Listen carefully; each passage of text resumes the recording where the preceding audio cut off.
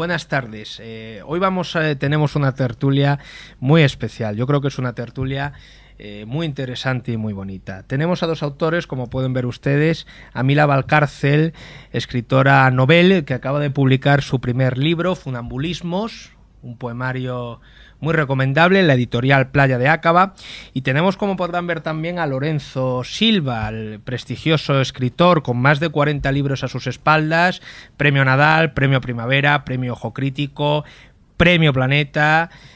Son las dos visiones, la del autor que empieza, la del autor que se abre camino en este proceloso mundo editorial, y el escritor con experiencia. Pero es que además se da la circunstancia de que Lorenzo es también el editor del libro Funambulismos, del libro de Mila. Lorenzo fundó hace poco más de un año con su socia Noemí Trujillo esta editorial, Playa de Acaba, y sobre esto vamos a hablar. Buenos días, buenas tardes, ¿qué tal? Muchas gracias. Buenas tardes. Muy bien, buenas tardes, gracias a ti.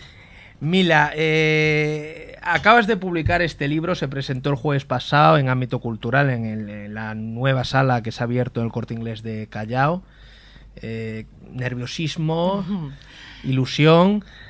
Era un poco un conjunto de todo ello, ¿no? Nerviosismo antes, pero es verdad que arropada de esa forma por Lorenzo en la mesa, en la presentación, y también por Lorenzo y por Luis García Montero, desde luego, pues eso fue poco a poco dándole vida a la tarde y bueno, yo encantada, cómo no.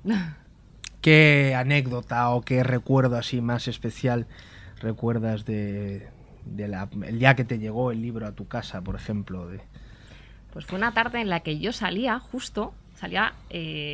comprar por la tarde, llamaban al telefonillo, el conserje, fue tal cual, lo conté esa tarde, y subía con un paquete, y bueno, yo tenía en mente esa fecha, más o menos esa semana, y el tener esos libros ahí, palparlos ya y ver que era una realidad y que ya no se quedaba en esas correcciones, en esos correos que iban llegando de Ana, de la correctora, a mi correo, y ir viendo portadas. Era un papel ya físico, y la verdad que muy ilusionada, muy contenta y bueno, creyéndolo ya, más o menos.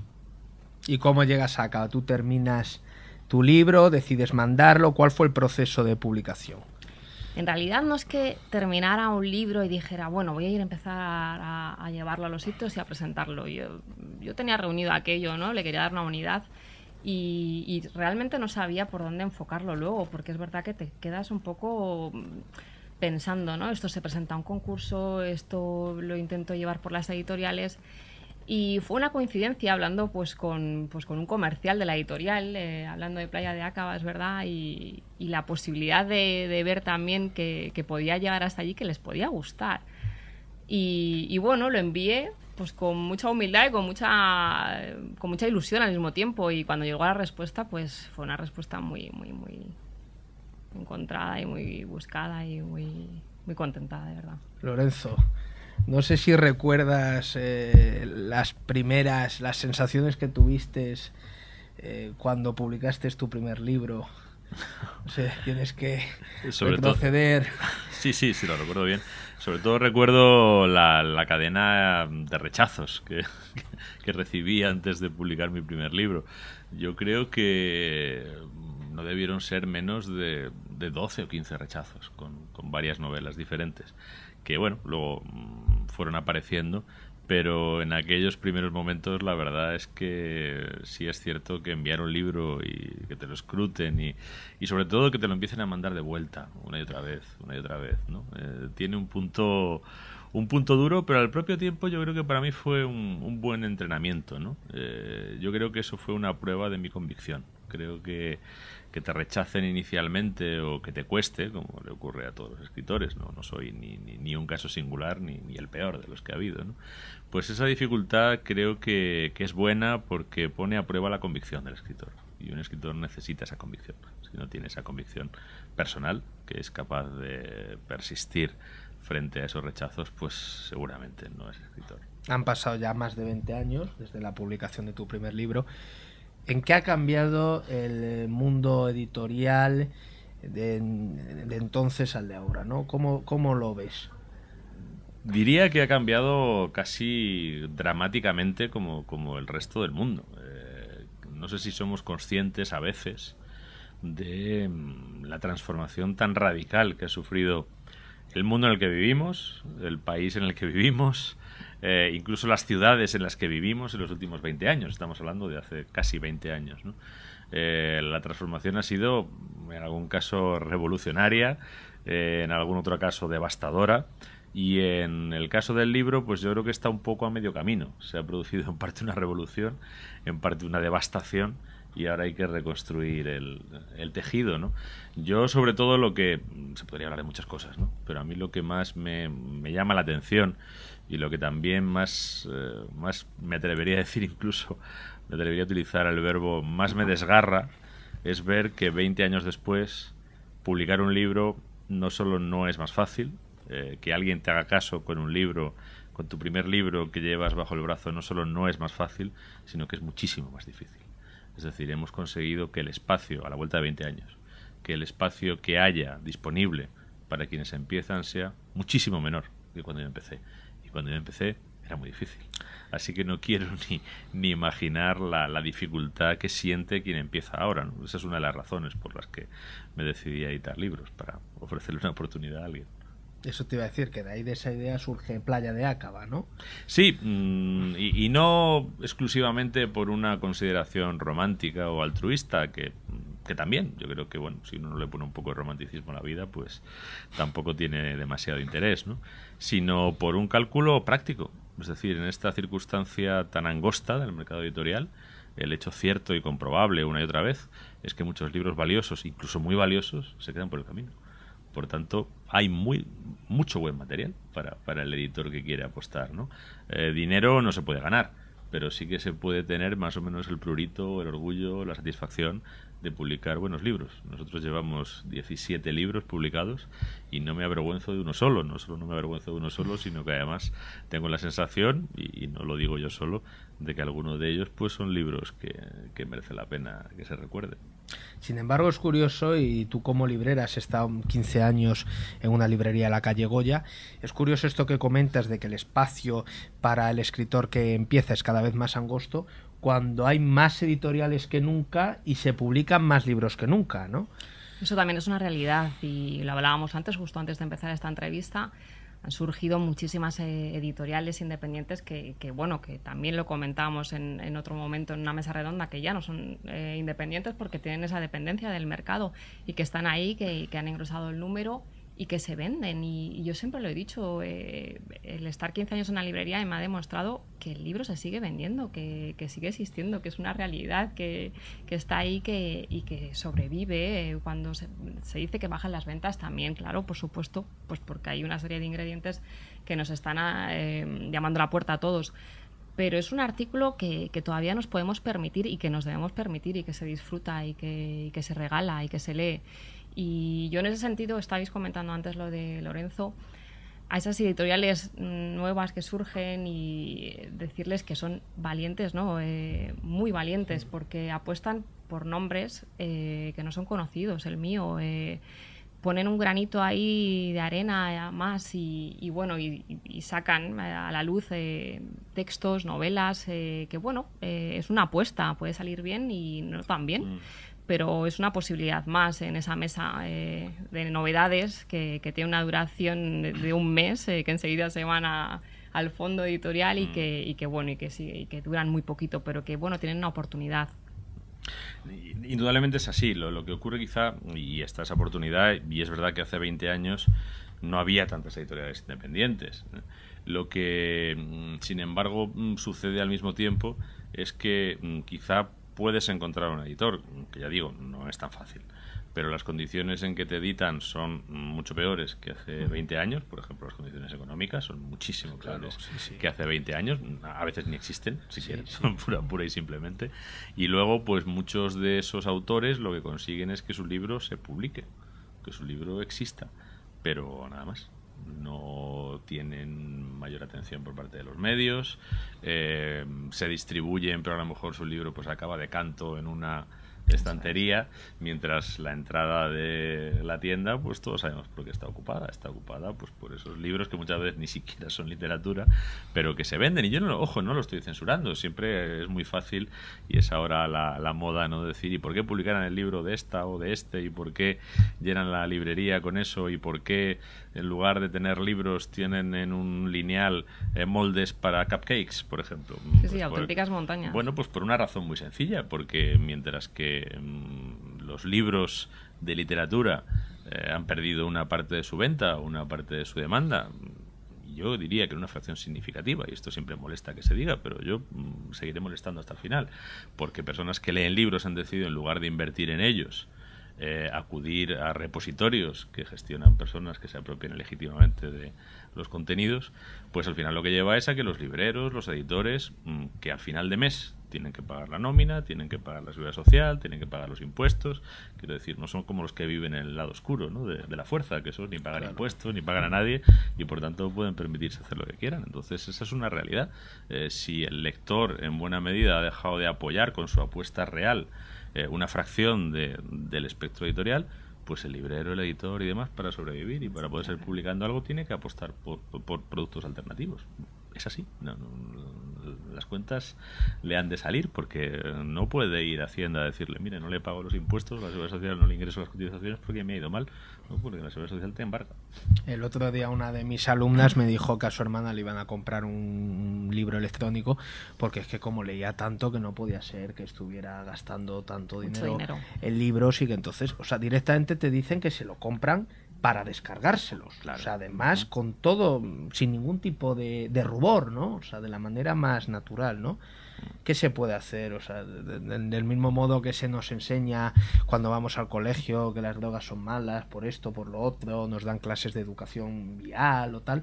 Yo siempre he pensado que una cosa que podría estar bien, una alternativa, sería dedicar 2 o 3 días a explicarle a los chavales por qué no se debe piratear y cuáles son las razones por las que eso está mal, ¿no? Aparte de que sea un delito y tal cual, explicarles por qué es mal hacerlo, ¿no? Porque hay muchas familias que comen gracias a eso. Es que yo creo que hay un desconocimiento grande, ¿no? Por parte de la gente respecto a este tema, ¿no? No saben el daño que hacen, ¿no? ¿Cómo veis? Yo lo veo difícil porque han sido muchos años de expolio, de aceptación y de, ojo, y de bendición por los poderes públicos. Porque si a día de hoy sigue sin haber una ley que impida de forma eficaz eso, es porque los poderes públicos no han considerado necesario desarrollarlo. En bastantes años que llevamos ya con digamos el espacio digital de la cultura, ¿no? Claro, ahora de repente se plantea una ley, se plantean unas sanciones, todo eso opera sobre un entorno donde la gente se ha acostumbrado a lo contrario, donde se ha acostumbrado no solo a no respetar los derechos de los creadores, por ejemplo, sino también a eludir los derechos de la hacienda pública. Cuando un señor está bajándose un libro pirata, está dejando de pagar el impuesto que lleva un libro regular.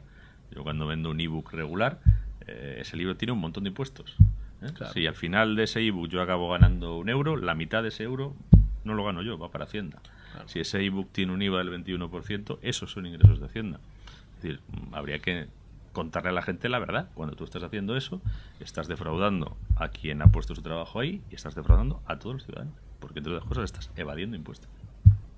Es difícil, yo ya no veo solo pues ese vacío legal o esa falta de conocimiento, que sí que lo hay, la gente sabe realmente el círculo que supone y la cadena que supone desde que nace un libro, la idea, hasta que se pone en marcha, llega a las librerías, la distribución, todo, que ojo, en los libros digitales también la hay.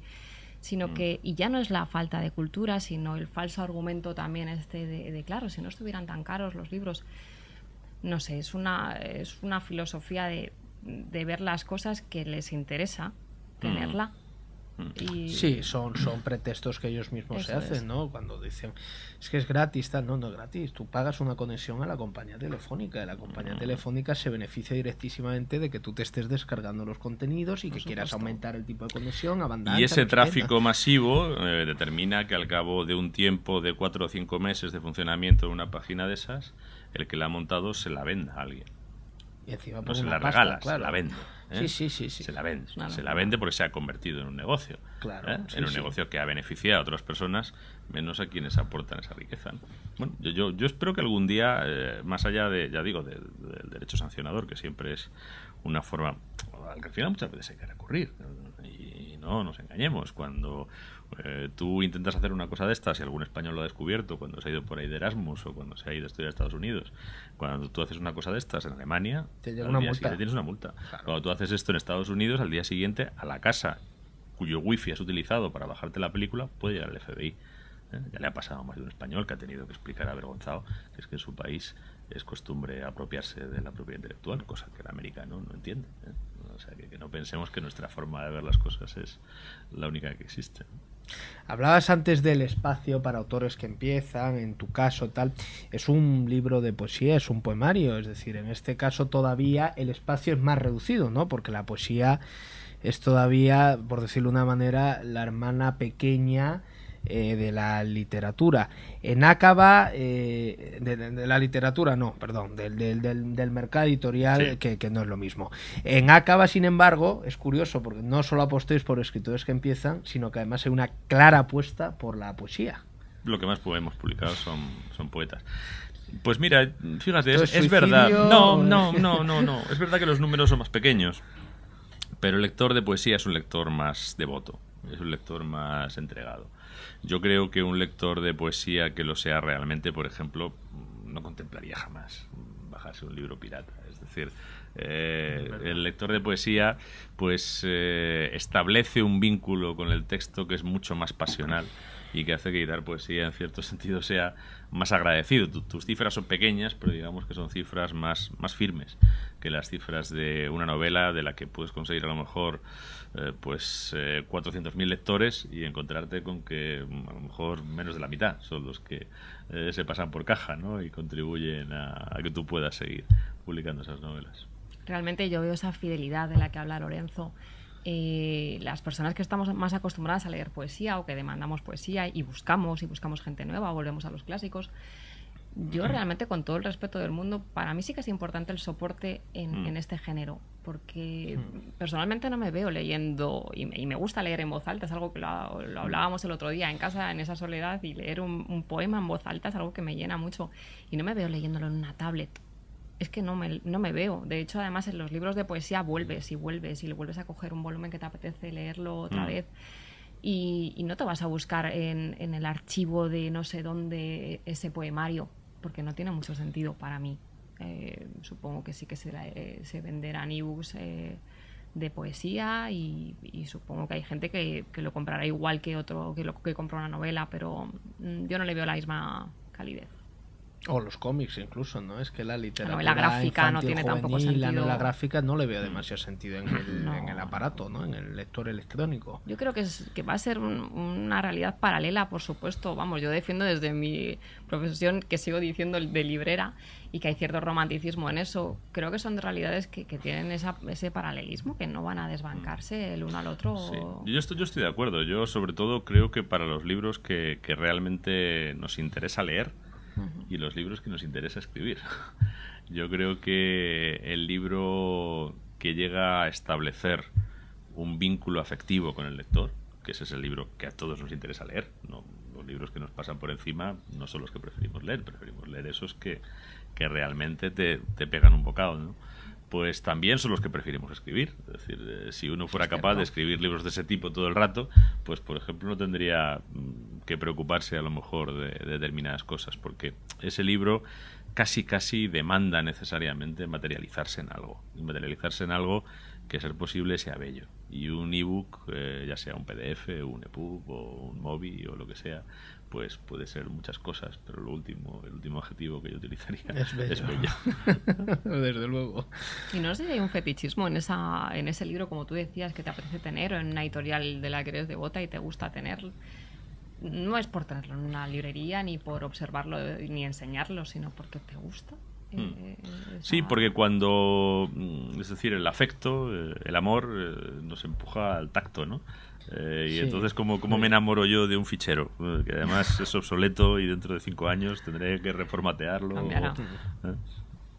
Luego, no sé, a mí me da la sensación de que todos los libros en el ebook parecen el mismo, porque claro, como el formato no cambia, luego, no sé, a mí, el mío yo compré uno y enseguida se rompió, que parece ser que no le pasa a nadie. Bueno, pues a mí me duró 2 meses, un Kindle, además lo puedo decir, o sea, es que se me rompe. Eso no te pasa jamás con un... No, es que llevo aquí no sé cuántos libros, me viene muy bien para irme de vacaciones. ¿Y para qué quieres llevarte 500 libros si no te vas a leer ni 2? Pues te llevas 2, ¿no? En fin, bueno, ¿y qué estáis preparando ahora? A ver, bueno, yo he tenido un cambio muy bueno en este año en todos los sentidos. Ha aparecido el libro, he hecho un cambio dentro de la misma organización, dentro del mismo Corte Inglés. He pasado de la librería de Goya a coordinar la sala de ámbito cultural de Callao. Sigo en este sector de la cultura ahora más generalizada, y estoy muy contenta porque poder estar en presentaciones de libros, en conferencias, en mesas redondas es un gusto auténtico y bueno, abre camino y abre conocimiento, y conocer a personas siempre del sector es muy enriquecedor. Pero que y aparte de bueno, pues la Moleskine esa siempre viaja conmigo, ¿no? En mi bolsillo o en mi bolso. Inevitablemente sigo con poesía porque es algo que me sale. Me dicen, pero bueno, si es mucho más difícil. Digo, bueno, cada uno se expresa en ese lenguaje con el que se siente más cómodo, y a mí me pasa con la poesía. Estoy intentando también llevar a cabo una serie de relatos que también están siempre sin terminar. El problema siempre son los finales y cerrar las cosas. Y bueno, y continuar con esta oportunidad que me ha dado Playa de Acaba y Lorenzo, agradecérselo muchísimo porque es un empujón, es una adrenalina y es un querer más y apostar por más y mayor calidad, sobre todo. La verdad es que, recogiendo sus últimas palabras, lo que es una maravilla como editor es poder constatar eso que decía antes, y de lo que Mila es un ejemplo, ¿no? Que hay muchos buenos libros, por los que merece la pena apostar. Una pequeña editorial solo puede apostar por unos pocos al año, ¿no? Pero tener la posibilidad de contribuir a que esos libros existan. Yo voy a decir una cosa, a mí me han reseñado muchos libros como autor. Puedo haber leído cientos de reseñas, a lo mejor incluso miles de reseñas de libros míos como autor. A mí creo que todas esas reseñas juntas, incluso todas las mejores reseñas juntas que he recibido como autor, no me han causado la mitad de satisfacción que las reseñas favorables que han hecho de libros de otras personas que he editado yo. Esto es como lo de los hijos. Tú ganas un campeonato y te alegras un montón, pero lo gana tu hijo y te alegras 500 veces más. De verdad, esto lo he descubierto yo, esto lo descubres cuando lo vives y cuando lo haces, ¿no? Abrir un día el periódico y ver que ese libro por el que tú has apostado, un crítico de prestigio, dice que es un gran libro, vamos, ya digo, yo no he sentido nunca una alegría de ese calibre con un libro mío, ¿no? En cuanto a qué estoy haciendo, pues estoy terminando una novela de aquí al verano, me imagino. ¿Una novela de picoletos? Una novela de picoletos. Me toca hacer picoletos. He hecho cosas de las mías raras y siempre cuando hago una cosa rara tengo que volver a los picoletos. Muy bien, pues aquí pueden ver ustedes los 2 últimos libros que han publicado estos 2 escritores: Funambulismos, de Mila Valcárcel, Playa de Acaba, y 7 ciudades en África, de Lorenzo Silva, Fundación José Manuel Lara. Muchísimas gracias, Mila, Lorenzo, pasó un rato muy agradable. Gracias. Y gracias a todos. Gracias.